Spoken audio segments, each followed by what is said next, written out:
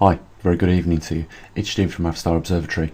I wanted to keep this video relatively short. It's not like I look for an excuse to do a video. I'd rather do one when there is something really of importance to talk about. So I'll keep it short. I just want to say a huge thank you to those people yesterday that chipped in a few bucks to help us reduce the deficit of the observatory that we ran up in the pandemic, to the tune of around about £11,000.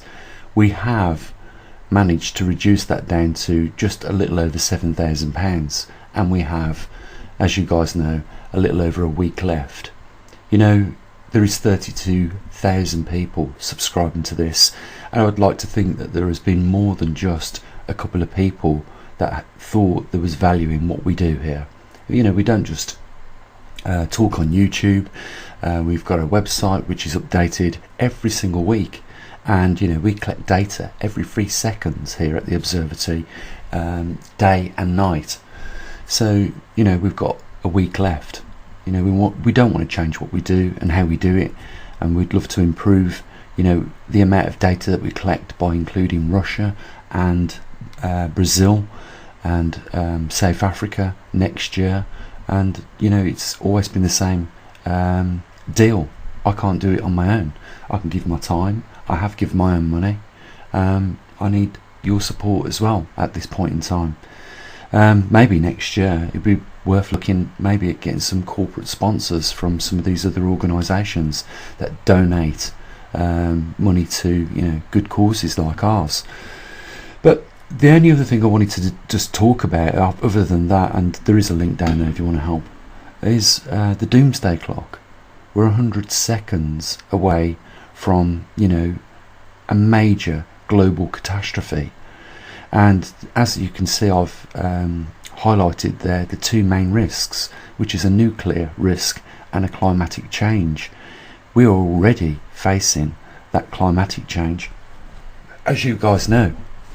And I don't know if you was aware of what was going on today in Russia. Vladimir Putin was making his annual speech to the press, and he answered around about 55 questions. But one of the questions from a media outlet from the UK asked him, you know, what he thought was the threat, and what also, what was the reason that Russia felt, you know, threatened.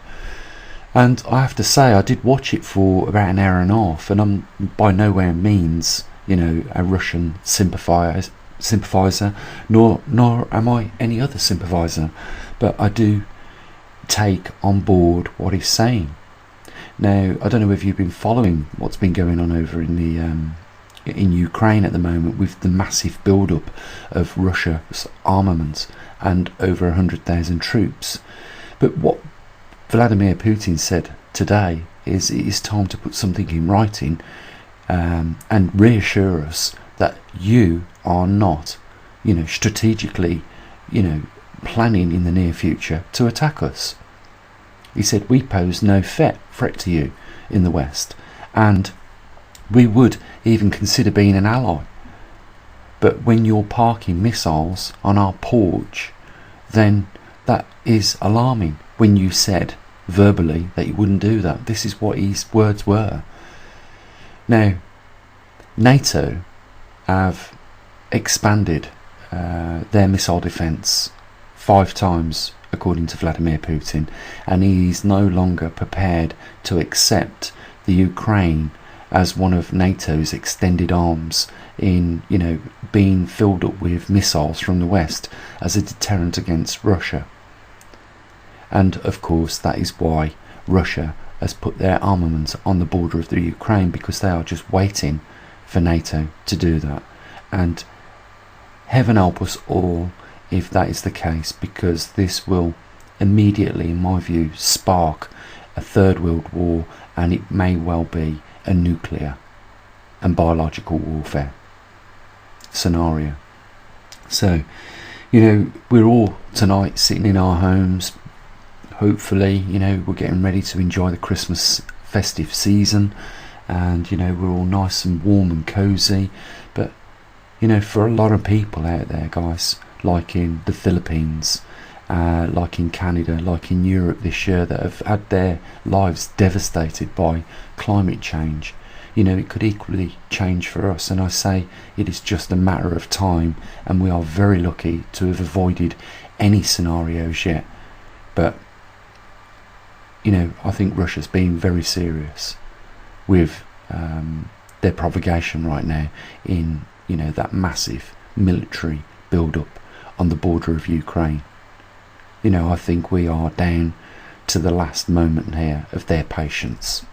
And I've got to say this, it's rightfully so, because no way would we tolerate Russia putting missiles in the UK, in Scotland, and we wouldn't tolerate them putting them in Ireland, and we wouldn't tolerate them putting them almost on our border with France.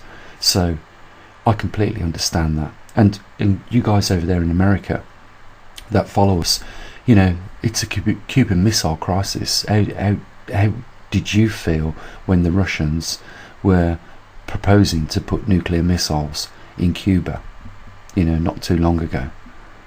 It is the same feeling, I suppose, that Russia is feeling right now with the surrounding of NATO forces and all those ballistic missiles pointing directly at your doorstep.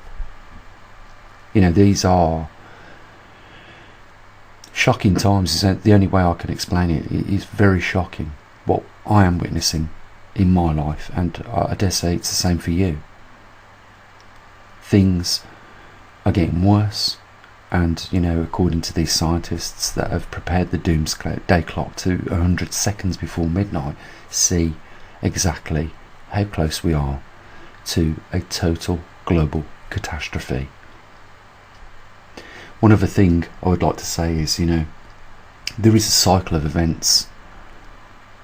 And, you know, these wars seem to fall on cycles. Well, we're in one of these cycles right now.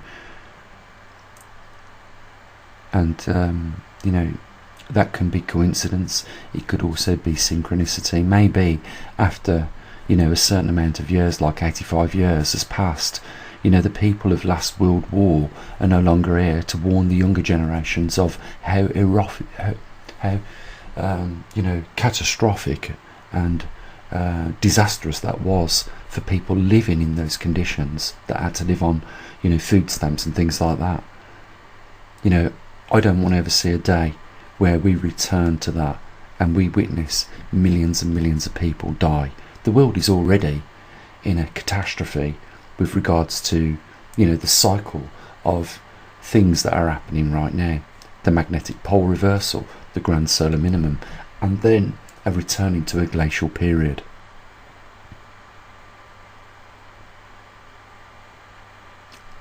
We are living in close times to the end. I always say that, guys. We are.